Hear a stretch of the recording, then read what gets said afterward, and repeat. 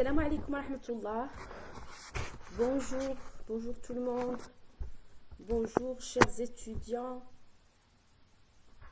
Bonjour chers étudiants en deuxième année génie industriel et logistique. Bonjour à mes amis de Facebook qui nous suivent éventuellement. Donc nous allons commencer la 5e séance du cours Santé et Sécurité au Travail dédié à la deuxième année génie industriel. Vous retrouverez les vidéos précédentes. Vous retrouverez les vidéos précédentes sur YouTube, sur la chaîne YouTube de professeur Ibtissam El-Hassani, que je remercie. Donc, bonjour Iman Shakir. Donc, j'attends quelques secondes que se connectent les étudiants. Pour le moment, j'ai 7 personnes qui sont présentes, 8. Donc, les étudiants, prière d'écrire présent, s'il vous plaît. Bien, ala barakatillah.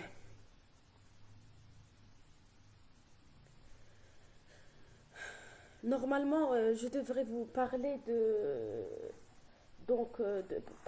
la semaine dernière, donc on a introduit la méthodologie SOBAN. SOBAN, Screening, Observation, Analysis and Expertise. Bonjour Simon. Et donc, on a vu la méthodologie et j'ai présenté la première étape de SOBAN, qui est l'étape de dépistage participatif des risques. L'étape de dépistage participatif des risques, et je vous ai dit qu'il y avait un guide méthodologique qui s'appelait... Je cherche mes documents. Qui s'appelait... vous savez quoi, des Paris. Donc ça, c'est la première étape de dépistage participatif du risque. Donc, à partir de cette séance, on passe à la deuxième étape et la troisième de la stratégie SOBAN. Bonjour. Donc, et on commence par discuter. Donc, principalement, on va aborder les risques chimiques et les risques incendies. Un petit peu pêle-mêle. Pêle-mêle. Je suis en train de chercher ma documentation. Principes généraux. Voilà. Très bien. D'accord. Bonjour tout le monde. Voilà. Super. Très bien. Risque chimique.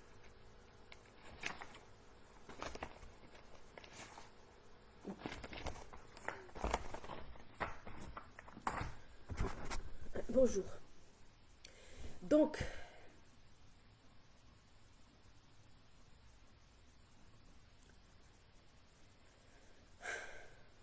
j'ai beaucoup de mal à commencer cette séance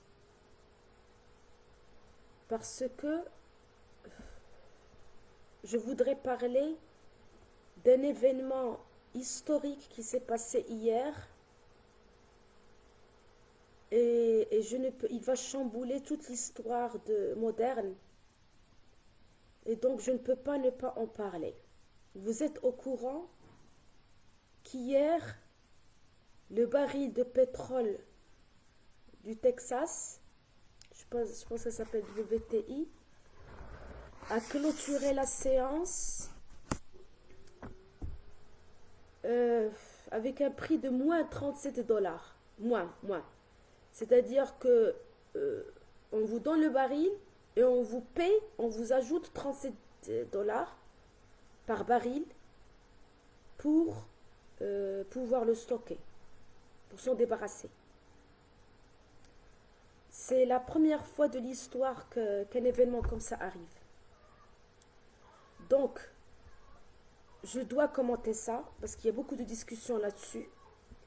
Il y a des gens, tant mieux, qui prennent la chose comme étant une blague blague. Malheureusement, ce n'en est pas une. Ce n'en est pas une. Donc déjà, pour préciser, ça ne veut pas dire que le prix de l'essence à la pompe va vraiment baisser, parce qu'il faut savoir que l'immense majorité du prix du litre d'essence que vous achetez à la pompe, c'est les taxes de l'État. Ce n'est pas le prix de la matière en elle-même. Je sais pas, c'est à 70%, là, 90%. Et c'est valable dans tout le monde. Donc non, il n'y a aucun risque que le pétrole, que l'essence devienne gratuit. Donc c'est pas ça. La deuxième remarque, c'est oui, en effet, les pays qui sont producteurs de pétrole vont subir un choc terrible. Ça, c'est sûr. Donc, en l'occurrence, les pays du Golfe et l'Arabie Saoudite, qui est le premier exportateur de pétrole au monde, et la Russie, qui est le deuxième exportateur de pétrole au monde. Le Maroc n'étant pas un producteur de pétrole, donc relativement, c'est moins grave, mais ça ne veut pas dire que c'est pas grave. Les États-Unis, c'est le troisième, c'est le premier producteur et non pas exportateur, parce que ce qu'on appelle le pétrole de schiste. Mais parce que aslan, le pétrole d'Iran est très très très très cher. Parce que c'est le baril pour le coût d'extraction. Ça veut dire que cette chute du baril du pétrole, c'est ce qu'on appelle en économie un choc déflationniste. Donc il faut savoir que ce choc déflationniste, on l'attendait depuis 2008. C'est-à-dire que ce qui est en train de se passer, on s'y attendait. Et les gens qui s'intéressent à ce sujet, et surtout ceux qui croient en l'école autrichienne économique, je vais en parler, dont je fais partie. On s'attendait à cette crise. Et on s'attendait à ce qu'il y ait, que cette crise-là soit la pire de toute l'histoire moderne. C'est-à-dire que la crise de 2008 va apparaître comme étant un jeu d'enfant, ainsi que la crise de 1929. Quand il y a un choc déflationniste, il est toujours suivi par une hyperinflation. Pourquoi? Parce que le choc déflationniste crée ce qu'on appelle des faillites en cascade. Donc toute l'industrie pétrolière américaine, ou plutôt la majorité, risque, 80% des entreprises productrices du pétrole vont faire faillite. Donc, à cause de la déflation. C'est-à-dire que leur pétrole ne se vend plus. Donc ils vont faire faillite. Surtout que l'immense majorité sont endettés jusqu'au cou. Parce que n'oubliez pas que nous sommes dans une ère du pétrodollar et de ce qu'on appelle l'argent dette.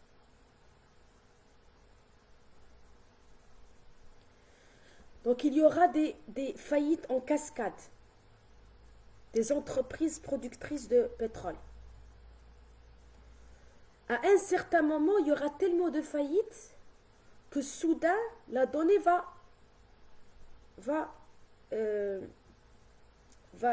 shifter. C'est-à-dire qu'on n'arrivait pas à produire le pétrole. La production de pétrole est extrêmement supérieure à la demande, parce que c'est ça le problème. Le problème, c'est que à cause de cette crise de coronavirus et que la moitié de l'humanité est confinée, et que les avions ne circulent plus, et que les voitures ne circulent plus, donc il n'y a plus de consommation de pétrole autant qu'avant. Donc la demande en consommation est très basse par rapport à la production. C'est pour ça que l'équilibre offre-demande a fait qu'on est arrivé on a dépassé les seuils de stockage du pétrole, et le coût du stockage est extrêmement cher, donc on a intérêt à se débarrasser du pétrole. Il y en a trop par rapport à la demande, mais vraiment trop. Donc c'est une crise cardiaque de l'industrie du pétrole. Il y aura des faillites en cascade. Et suite à cette étape, je ne sais pas combien ça va prendre de temps, quelques semaines ou quelques mois, mais ça va pas quelques années, ça va peut-être quelques jours, je ne sais pas. Mais après, il y aura tellement de faillites, donc l'arrêt de production de pétrole, qu'à un certain moment, quand il y aura une reprise de la consommation, une reprise du besoin, il n'y aura plus suffisamment de pétrole pour la demande. Donc, le prix du pétrole va exploser à la hausse. Ça s'appelle l'hyperinflation. Bien sûr, le coût du pétrole influence le coût d'autres matières premières. En l'occurrence, le coût du transport devient extrêmement élevé. Donc ça, c'est le premier risque. Le très grand risque qu'on est en train d'attendre, c'est ce qu'on appelle l'hyperinflation. J'ai donné une explication de l'hyperinflation en fonction du principe de l'offre et la demande, c'est-à-dire le coût du marché, dans le capitalisme libéral, le coût des produits, de la matière première, dépend de l'offre et de la demande. D'accord. Mais je vais relier ce qui est en train de se passer à la théorie monétaire. Parce que je fais partie des gens qui sont relativement contre-courant, mais qui, comme je disais, s'attendaient à ce qui est en train d'arriver. Et c'est pour ça que nous pensons que le virus du Covid-19, il y avait derrière, était une forme de guerre biologique. Parce que ce n'est qu'une suite de la guerre économique et financière. Donc ça arrange bien le système financier international. Il ne faut pas confondre avec les peuples. Le peuple américain risque d'être une des plus grandes victimes de cette catastrophe. D'ailleurs, en 2 ou 3 semaines, il y a eu 17 millions de chômeurs aux États-Unis. Il y a eu des files d'attente devant les banques alimentaires. Je vous rappelle qu'en 2008, quand il y a eu la crise des subprimes, un nombre incroyable de peuples américains s'est retrouvé dans la rue à cause des crédits immobiliers, parce qu'ils n'ont pas pu payer leurs crédits et donc ils sont sortis de leur maison. La ville de Détroit, qui a été la capitale de l'industrie automobile pendant 50 ans, est devenue presque une ville fantôme en 2008. Vous pouvez trouver des documentaires sur YouTube. C'est devenu une ville fantôme. Les gens s'écrivent khim. Les gens s'écrivent tombiletum. Les gens s'écrivent znaqi. C'est ça la puissance américaine. Le peuple. Les puissants. Pas confondre. Mais chez les puissants, ils ont la réserve fédérale. Qui est le dollar. C'est pas la même chose. Alors malheureusement, depuis 1971, le pétrodollar est devenu la devise régnante. Donc 1971, le président Richard Nixon, suite à la guerre du Vietnam dans laquelle l'Amérique ne pouvait plus assurer les crédits d'IELA vis-à-vis des Européens, et à cause du fait que l'Amérique avait la plus grande puissance militaire du monde de l'époque, a imposé ce qu'on appelle, a enlevé les talons or. C'est-à-dire que il a enlevé la convertibilité hors du dollar. C'est très important. Et c'est ce qui explique d'ailleurs ce qui s'est passé la décennie Limbé, en 1973, le crash pétrolier, etc. Donc les gens qui s'intéressent à cette histoire pour comprendre d'un point de vue histoire monétaire ce qui est en train d'arriver, je vous prie de lire un livre qui a été écrit en 2006 par Monsieur Hong Bing-song. Ce livre s'appelle La guerre des monnaies et comme sous-titre La Chine et le nouvel ordre mondial. Ce livre n'est pas écrit par un charlatan.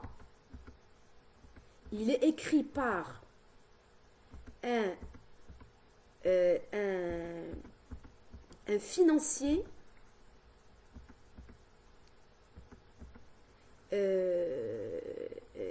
c'était un économiste chinois qui est le conseiller du président chinois. Donc, vous dire, on est dans le top du top. Et il a écrit ce livre pour conseiller le gouvernement chinois par rapport à la stratégie monétaire pour qu'il se protège contre ce tsunami qu'est en train de créer la puissance financière internationale dont la base de la pyramide, c'est la réserve fédérale qui imprime le dollar. Donc je répète, ce qu'on est en train de dire n'est pas une idéologie vague. Les faits historiques, la théorie derrière sont expliqués dans le livre. Et il n'y a pas que ça. Il y a d'autres livres qui parlent de ça. Il y a un deuxième livre que je recommande. Alors vous trouverez, si vous faites une petite recherche, alors vous le retrouvez en version électronique. Le deuxième livre que je recommande s'appelle Le retour à l'étalon or du professeur Antal Fekete. C'est un économiste américain qui défend la théorie de l'école autrichienne en économie. Actuellement, depuis presque quelques décennies, la théorie économique régnante est ce qu'on appelle, est celle qui a été théorisée par Friedman et Keynes. Friedman et Keynes, c'est du keynesianisme. Même si les spécialistes disent que même Keynes n'aurait pas été d'accord sur ce qui est en train de se passer actuellement en ce qui concerne le concept de l'argent dette.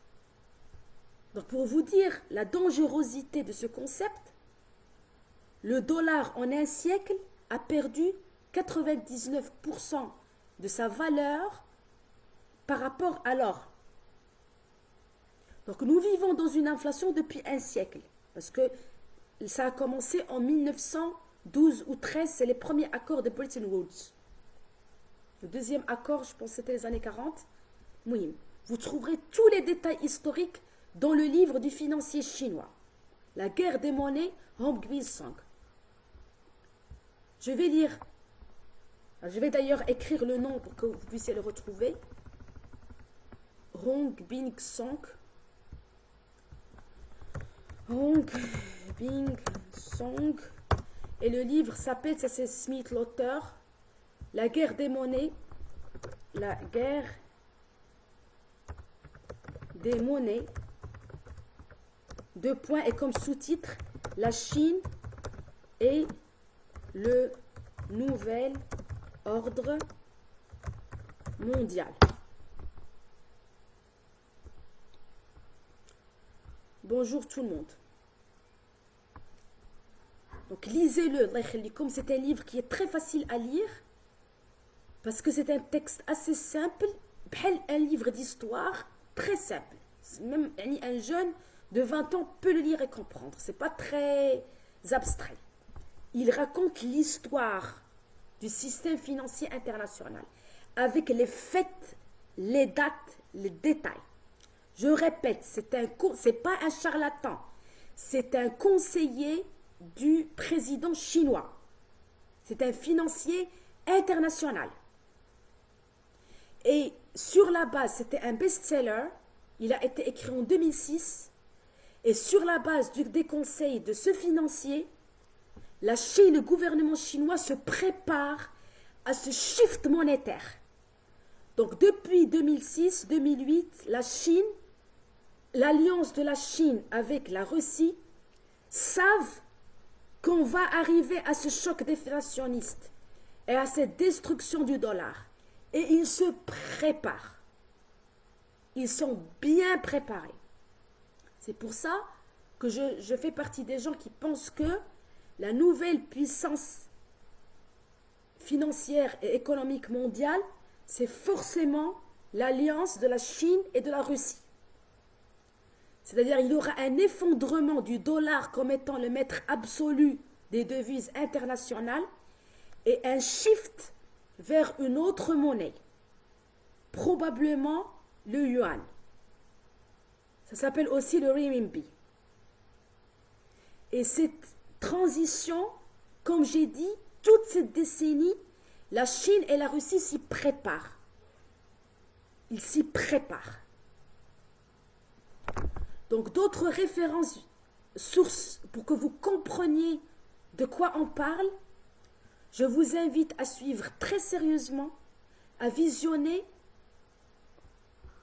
une série documentaire sur YouTube qui a été qui a été réalisée par Mike Maloney.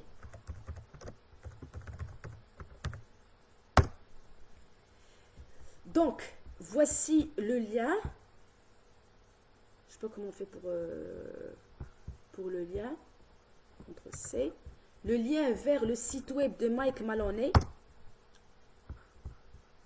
Et voici le lien vers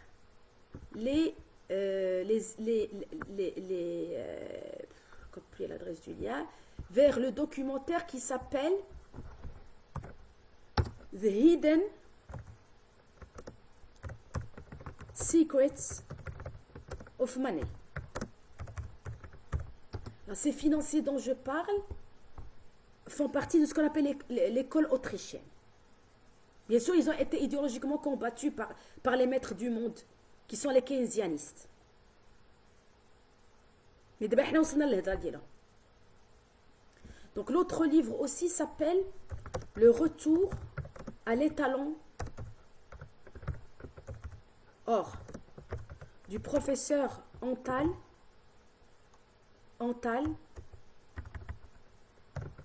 Fekete. Vous allez trouver, donc le livre il se trouve en version électronique, c'est-à-dire il y a plein de livres qui parlent de ça, ça fait des années qu'on ça fait des années, rien de nous, ce qu'on est en train de vivre n'est pas une surprise, on s'y attend.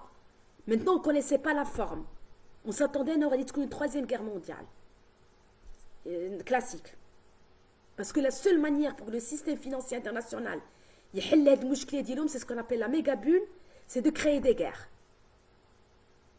Et d'après le financier chinois, les guerres, Première Guerre mondiale et Deuxième Guerre mondiale, ont été créées dans les mêmes circonstances. D'accord? Donc on s'attendait à une Troisième Guerre mondiale. Maintenant, la forme, il y a une variante. Mais le fond, c'est le même problème. C'est la monnaie dette.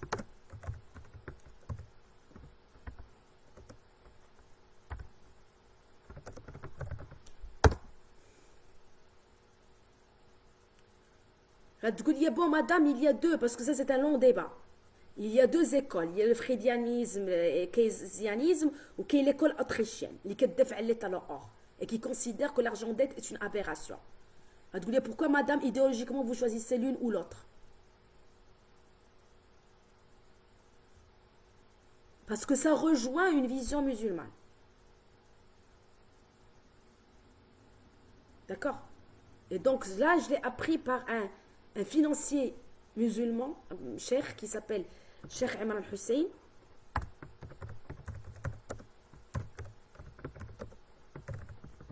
Et qui a aussi écrit un livre sur ça. Il a fait un 3e cycle en finance internationale à Genève et il a un doctorat en charia en Pakistan.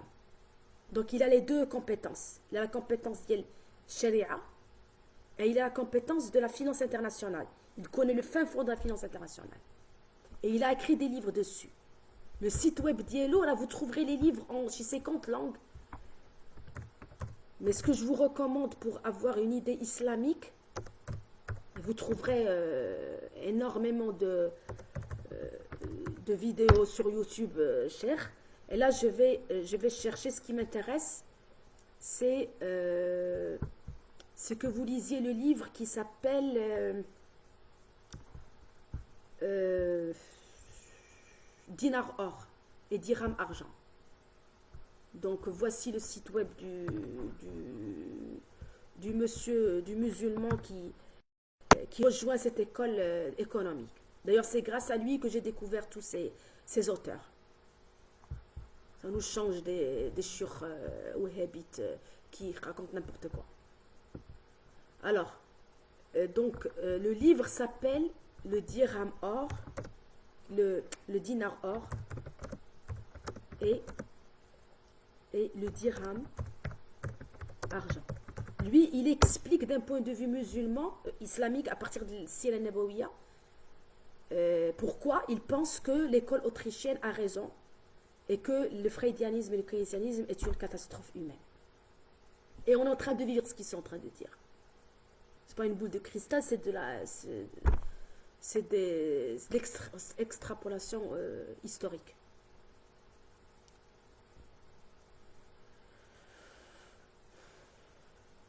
Donc si on sait de quoi on parle, c'est-à-dire les gens qui sont sensibilisés et qui sont déjà initiés à ce domaine dont je parle, savent qu'hier, l'équivalent d'une bombe nucléaire est tombé sur la planète, d'un point de vue financier. C'est un choc incroyable qu'on est en train de vivre. Alors, aux États-Unis, il y a un risque de guerre civile. Et il y a un risque de violence. D'ailleurs, les Américains, les ventes d'armes ont explosé aux États-Unis.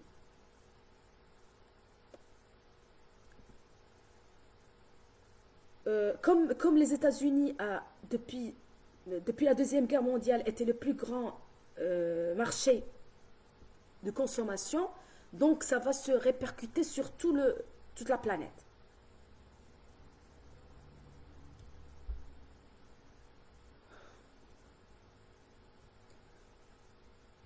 Maintenant, est-ce que le choc va être de toute la planète, mais pas de la même manière?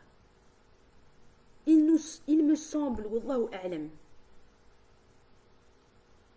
Donc d'après les penseurs, parce qu'il y en a plein que je suis en train de suivre depuis plus de 10 ans, mais nomme aussi Pierre Jovanovic, que je vous recommande, qui parle de ça depuis depuis plus de 10 ans.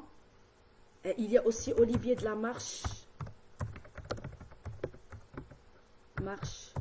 Il y a aussi Charles Sana dans le site d'Yellow qui s'appelle Insolencia. Voilà, donc d'après ces différents penseurs que je suis depuis, il y a aussi des Américains, bon, Mike Maloney et d'autres. Ces gens-là pensent que les pays les plus vulnérables qui vont subir le plus le choc, ce sont les pays les plus sophistiqués. Et que les pays africains, en voie de développement, dont nous faisons partie, risquent d'être moins impactés. Ils vont être impactés, mais ça va être moins grave. Et moi, j'y crois.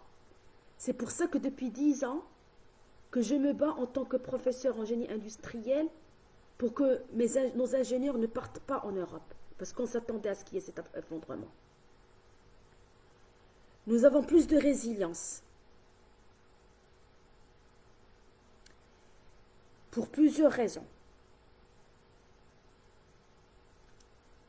Comme 45% de l'économie au Maroc est informelle,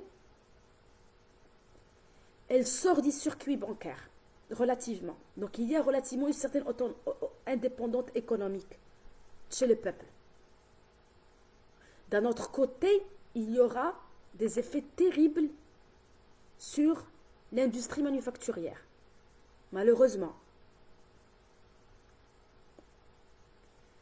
Depuis 2017, l'industrie manufacturière automobile et aéronautique est devenue la première source de rentrée de devises au Maroc.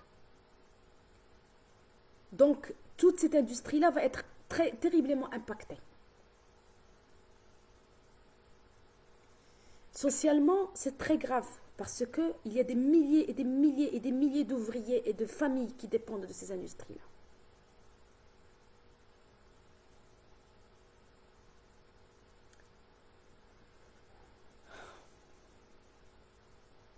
Bon,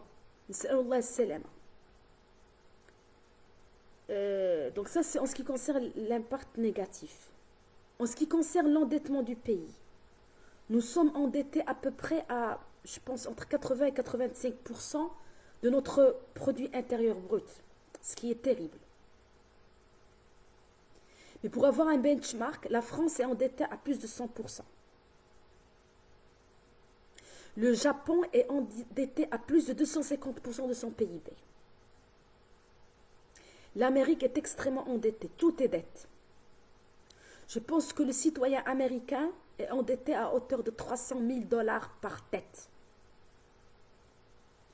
Donc c'est un colosse au pied d'argile. L'Amérique va s'effondrer.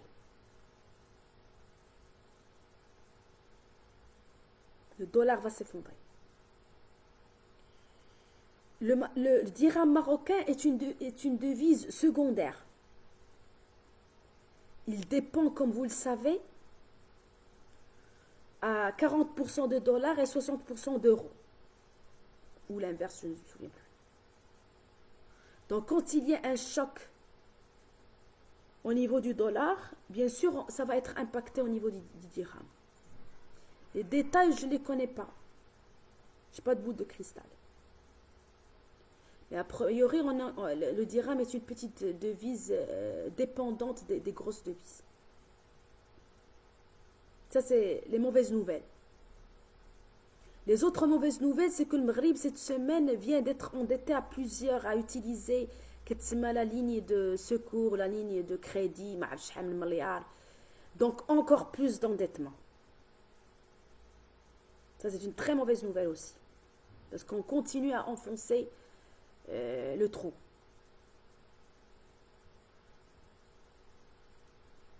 En ce qui concerne le risque d'hyperinflation, Keynes, dans les années 70, a créé le concept qui s'appelle l'hélicoptère monétaire.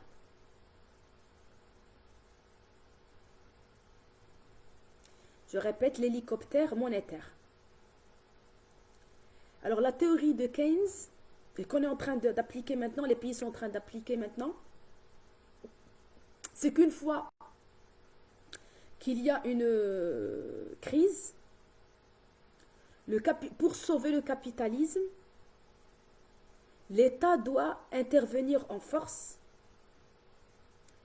et distribuer de l'argent. C'est ce qu'on appelle l'hélicoptère monétaire.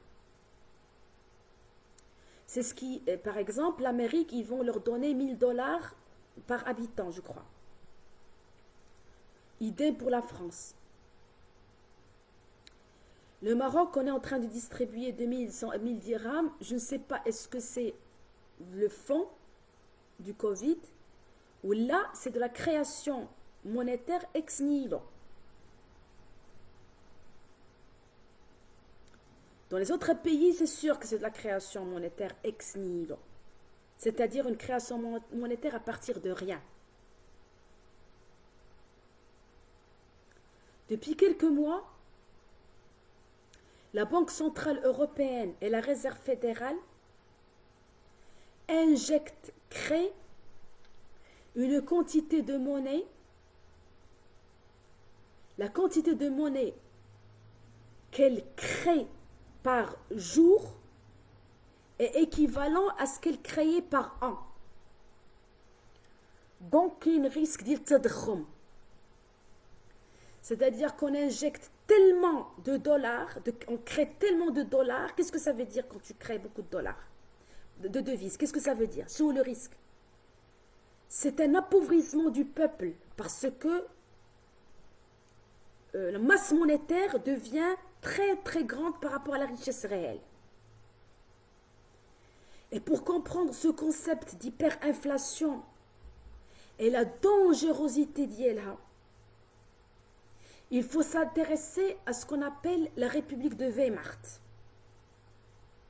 Suite à la crise de 1929, dans les années 30, l'Allemagne a connu une hyperinflation pour les mêmes raisons. Ça s'est connu dans l'histoire. Ça s'appelle la République de Weimar.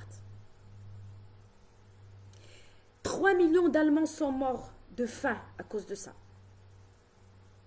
Dans les livres d'histoire, on avait l'image de la brouette avec de l'argent pour acheter un pain.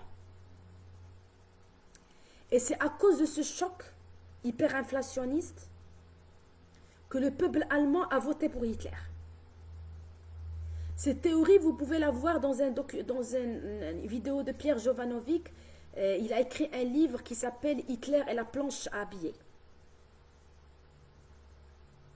Il y a d'autres exemples historiques de ce qu'on est en train de vivre. Mike Maloney, dans sa série et dans son site web, donne l'historique depuis 6000 ans. 6000 ans. C'est-à-dire qu'on a des traces de la théorie monétaire depuis les Égyptiens. L'Empire romain occidental s'est effondré pour les mêmes raisons. Il y a eu une inflation après la Révolution française de 1789. Pardon. Ils ont créé une monnaie qui s'appelle les assignats. C'est une monnaie papier. Au bout d'une décennie, elle s'est effondrée. Le financier qui avait créé ça, c'était John Law. Donc Pierre Jovanovic a écrit un livre sur John Law.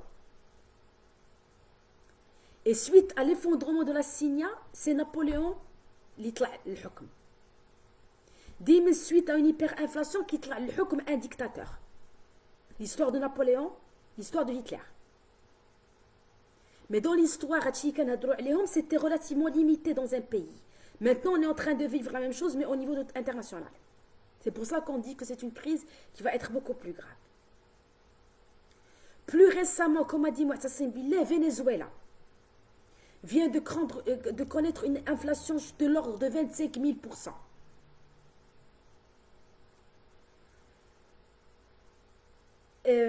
Il y a aussi dans l'histoire moderne, 1998, la chute du rouble russe. En un week-end, le rouble s'est effondré de 12 fois. 1998, c'est tout récent. 1998. Elle fait l'effondrement de l'Argentine. On donne aussi l'exemple du dollar zimbabwéen. C'est la même chose. À un certain moment, qui imprimait des billets de plusieurs milliards de dollars zimbabwéens qui disent le drhem ou le dollar. C'est l'effondrement monétaire.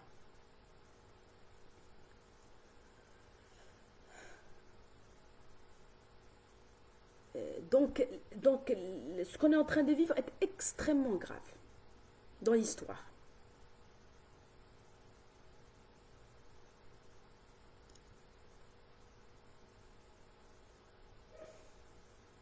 Alors, justement, en parlant de la Russie, pourquoi elle se prépare? Parce que, d'ailleurs, la chute de 1998 le rouble, suite à Gorbatchev, il y a Poutine. Dès qu'il y a un dictateur. Maintenant, le terme dictateur n'est pas forcément négatif. Ça peut être ce qu'on appelle un dictateur éclairé. D'ailleurs, Poutine, le Russie qui est parce qu'il a sauvé la Russie. Il a sauvé la Russie. Donc, ils savent ce que c'est qu'une hyperinflation. Donc, ils sont prêts pour ça. Ils se préparent. Ils ne vont pas se refaire avoir. Quand les Américains ne sont pas prêts. Et les Chinois aussi étaient en train de créer le shift. C'est pour ça qu'on pense qu'il y aura un shift vers la nouvelle puissance chinoise et russe. Pourquoi est-ce que je parle des Chinois et des Russes? Parce que la compréhension de ce qui se passe à l'échelle internationale pourrait nous aider à essayer de comprendre ce qui se passe au niveau de notre petit pays. Nous sommes un petit pays par rapport à la Russie, la Chine, les grandes puissances.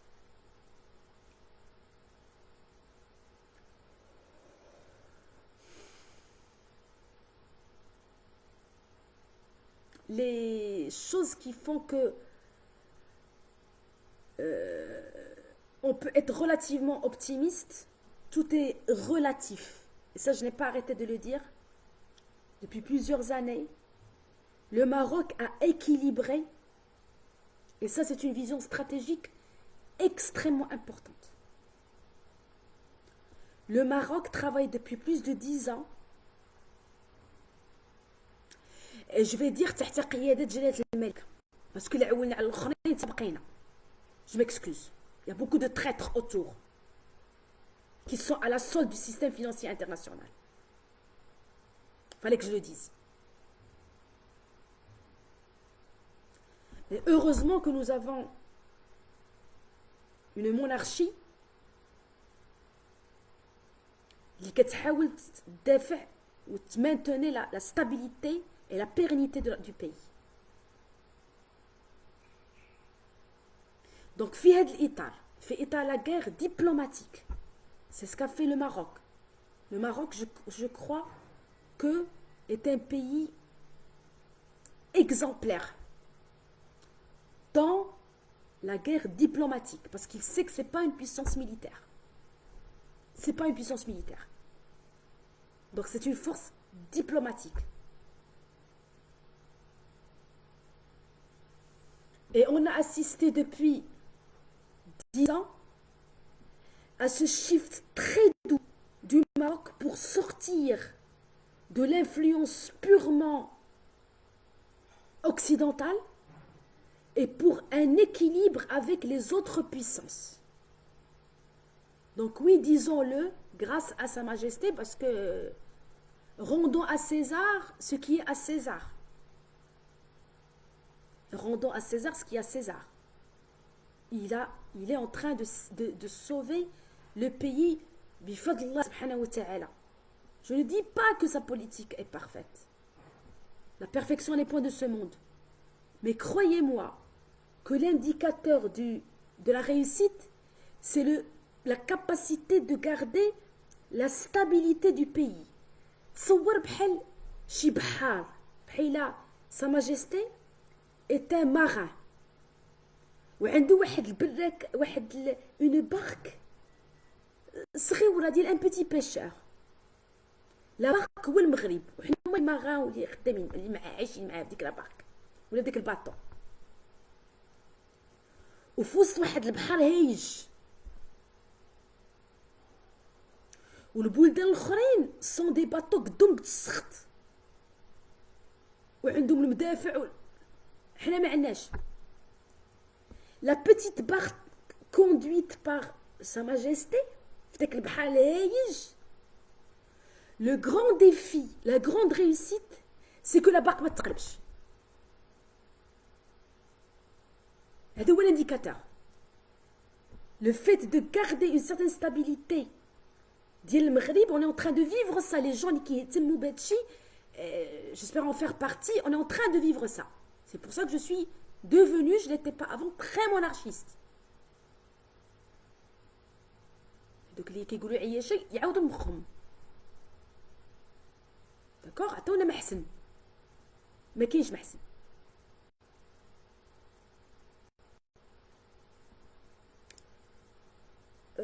La monarchie, l'avantage ديالها c'est que عندها une vision de long terme ديال la pérennité ديال البلاد. La République, شي فرنساويين كيقولوا les monarchistes français, j'ai appris من les monarchistes français, غادي يضحكوا عليا. غتضحكوا لي عليا اللي قلت لكم انه سي لي مونارشيست فرونسي اللي تعلمت منهم هادشي ما كنتش فاهماه. لا ريبوبليك مثلا ملي كيجي ساركوزي اون طونك بريزيدون عنده واحد الفيزيون ديال 4 سنين وديال 8 سنين, عارف راسو غادي يفتح, كيبدا يشفر كيبات ما يصبح. ما عندوش واحد لو سوسي دو بيرينيتي ا لون تيرم. شتي دار ساركوزي، داكشي دار ساركوزي قيبت المعاوده. الى فوندو لي طون دور ديال فرنسا اللي كان جاب جينيرال دو غول. لا ديستركسيون ديال فرنسا راه بدا من شحال هادي، سورتو ساركوزي. هولوند ما نعاودوش عليه باسكو كيقتل بالضحك فراجه. وهاد المصيبه الكحله اللي عندهم حتى هو بلا ما نعاود لكم تفرج. عندهم مونيكا aucune vision parce que ce sont des traîtres لبلادهم. ايمانويل ماكرون كان خدام مع روتشيلد، كان بانكيي، يعني عميل ديال روتشيلد، جاي باش يخرب فرنسا، ما عندوش القلب على فرنسا. افونتاج دابا لي مونارشيست فرنساويين ولاو كيولولوا على لوغ مونارشي، يقولوا مصاب كون خلينا لا مونارشي ديالنا. بعدا او موان elle est ancrée في البلاد. لا مونارشي historiquement fait partie ديال البلاد، ancrée. ما عندك فين يهرب، ما عندكش فين تهرب، بلادك. وعندك une vision à long terme. دونك ملي كدير دي استراتيجي عندك une vision ماشي ديال 8 سنين، une vision ديال 50 عام. Et c'est ce qu'on est en train de vivre maintenant. Donc أعوذ بالله قلت أنا وأنا على ذلك من الشاهدين. شهدني شهادة الأخرى. Donc le Maghreb a équilibré diplomatiquement les relations commerciales. Donc il y a eu des accords extraordinaires en 2011 qui ont été faits avec les Chinois, les 14 méga-projets.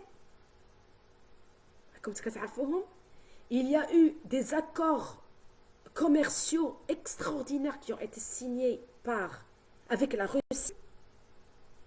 Il y a eu des accords qui ont été signés avec l'Inde.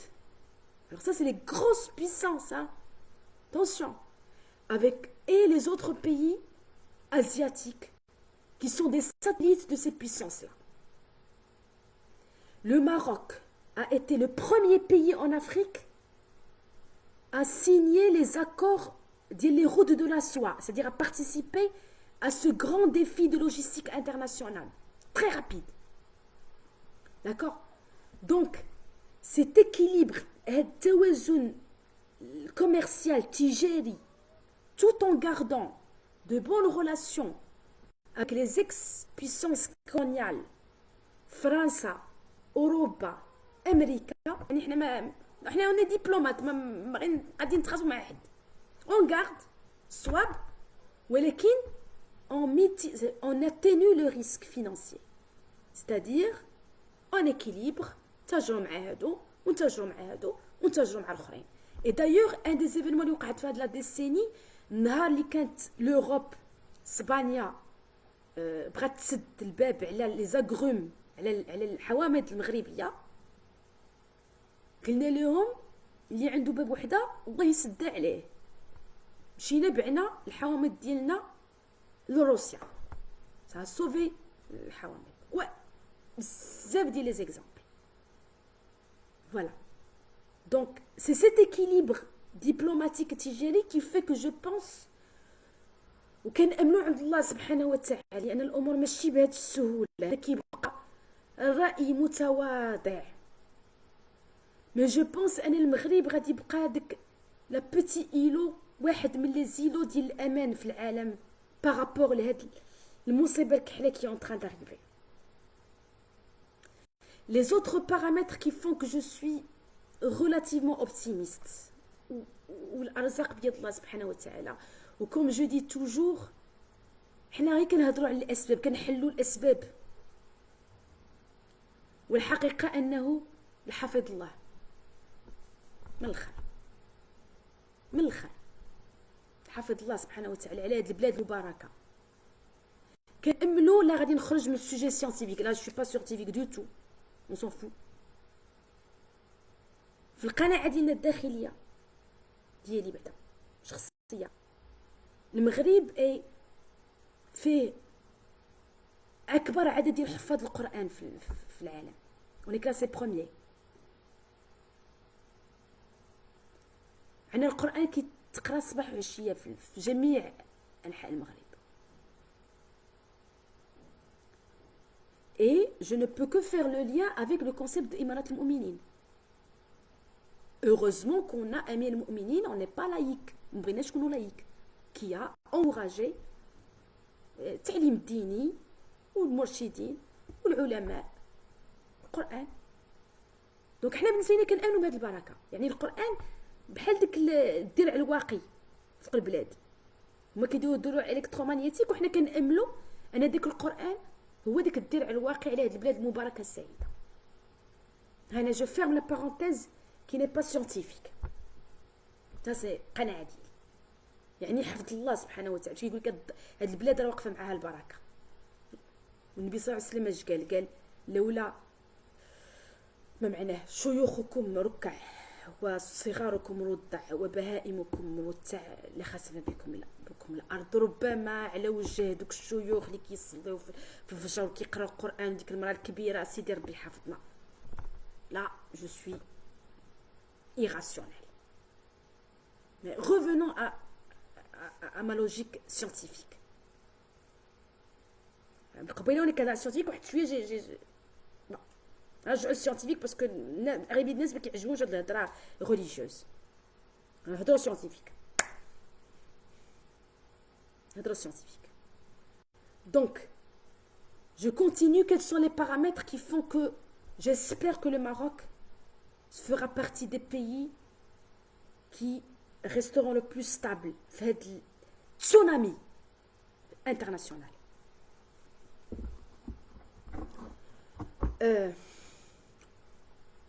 Il est possible que le pourcentage de l'endettement et de la bancarisation du peuple marocain soit inférieur à la moyenne mondiale. Il y a des gens pour des raisons religieuses dont je fais partie et j'en ai plein dans mon entourage d'ingénieurs qui pour des raisons religieuses n'ont pas fait de crédit bancaire. Qu'ils soient islamiques ou non islamiques, حلو في كرموس. Parce que c'est de la création monétaire ex nihilo, كذوب. Or, il faut savoir que l'endettement est le moussiba. Donc, le fait qu'on soit moins endetté fera que, globalement, on va être plus résilient. Les autres paramètres, c'est que le Maroc, parce qu'il faut se poser la question, quelles sont les richesses réelles que nous avons au Maroc? La bonne nouvelle, c'est que nous avons des richesses réelles liées au développement de l'agriculture. Filaha. Alhamdulillah. Produit ce moment. On a beaucoup de savoir-faire dans différents domaines principaux. الحفاظ على المياه، البراجات، l'hydraulique, l'énergie. 50% de l'énergie que nous produisons au Maroc est de l'énergie solaire et éolienne. Elle ne dépend pas du marché du pétrole, ou peu. Donc c'est plus résilient. On est producteur de notre énergie.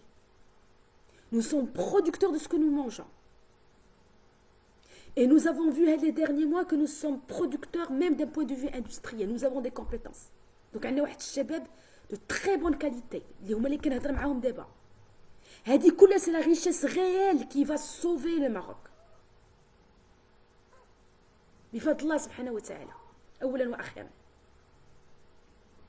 Ou le troisième paramètre, encore une fois, je vais revenir à ma religion. C'est grâce aux valeurs islamiques que nous avons. اللي ولاو مرسخين في لا كولتور ديالنا، même si on a perdu une partie، ولكن حال حسن من حال. من قال هلك الناس فهو أهلكهم. باقيين عندنا الناس اللي كيعطيو أغنياء اللي كيعطيو الزكاة ديالهم بزاف. عندنا بزاف ديال المحسنين في المغرب، وعندنا الأغلبية ديال الشعب المغربي كيآمن بصلة الرحم ورضاة الوالدين وخويا ما نفوتوش ونقسموا داكشي اللي عطا الله والكرم. هاد لي فالور اللي ولاو مترسخين في المجتمع المغربي واللي جايين اساسا من الدين الاسلامي، هما ربما من les paramètres qui feront que la société d'Yéna est plus résiliente comparée aux pays européens, absolument, européens qui وصلوا واحد الدرجه ديال l'individualisme où les parents مليوحين في لي اش با دو اش بي لي هذا كلشي عايش بوحدو، الخو ما كيعقل على خو، الخدمه كتعقل على اختها، الولد ما كيعقل على بواه. Donc هما le danger عليهم est plus grand même s'ils sont dans les chiffres beaucoup plus riches 1000 fois plus riches, mais ما يدوهاش في الخطأ ديال لي chiffres. Ça veut rien dire. ملي كيقول لك السميك في فرنسا هو 1200 اورو l'équivalent de 12000 dirhams راه هو راه en termes de niveau de vie راه سي l'équivalent ديال 1000 درهم هنايا في المغرب. ما ديهاش في لي شيفر.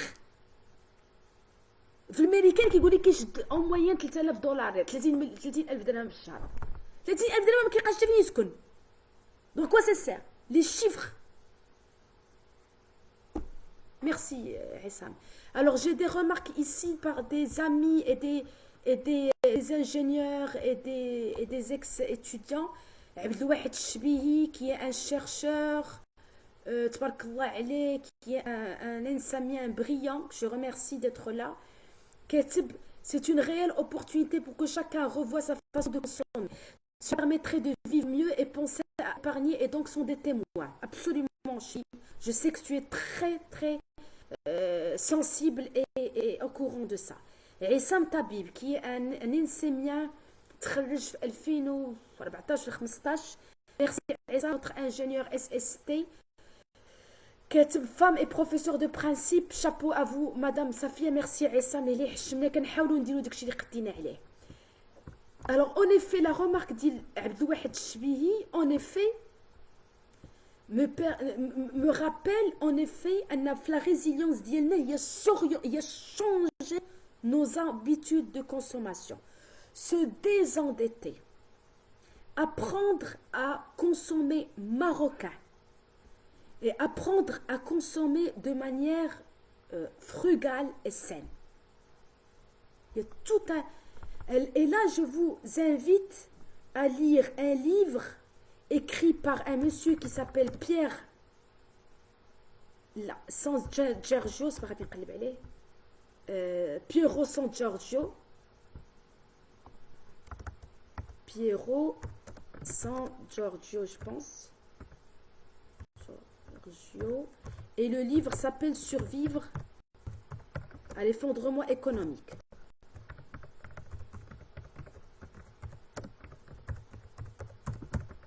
C'est-à-dire, ce qui pourrait nous sauver, c'est de se libérer de l'approche consumériste. يعني الثقافة الاستهلاكية.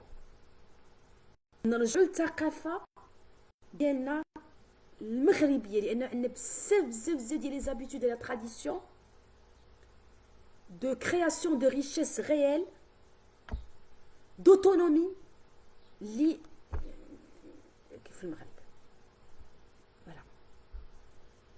نسأل الله السلامة.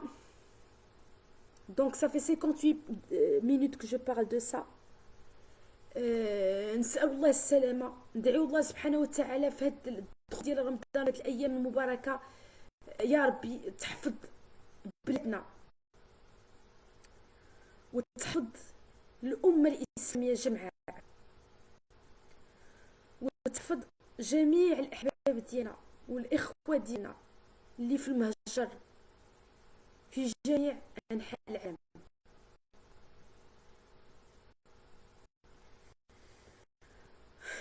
وأقول قولي هذا واستغفر الله لكم والله أعلم. كنشكركم على حسن الاستتباع. غادي نقطع هاد لا فيديو، غادي نعاود نلوحها في اليوتيوب إن شاء الله. وغادي يكون السمية analyse de la situation de ce que tu voulais. Et d'ici quelques minutes, je refais عاوتاني le live pour parler du cours SST en lui-même. Merci beaucoup. الله يحفظكم جميعا. ورestez solidaires. الله يعطيك الخير أيوب فتماوي. Restons solidaires. C'est le plus important. Salam alaikum.